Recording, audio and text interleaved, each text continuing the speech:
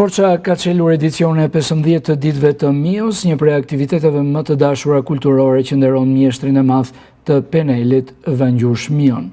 Nga 28 deri 31 tetor, qyteti do të kthehet në një atelje të hapur arti, ku rreth 40 piktorë nga vende të ndryshme të botës do të sjellin ngjyrat, dritën dhe frymën krijuese në çdo cep të Korçës.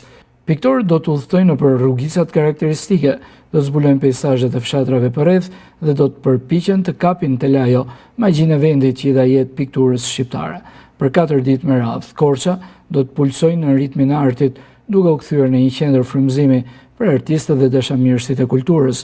Ceremonia zyrtare e hapjes do të zhvillohet në shtëpinë Muze Vangjush Mio, aty ku historia dhe arti bashkohen për të krijuar trashëgimin e një mjeshtri që la gjurmë të pashlyeshme në identitetin kulturor të Korçës. Ditët e Mios mbeten një udhëtim i jashtëzakonshëm përmes ngjyrave, peizazheve dhe shpirtit krijues që bën Korçën të veçantë në çdo stin të vitit.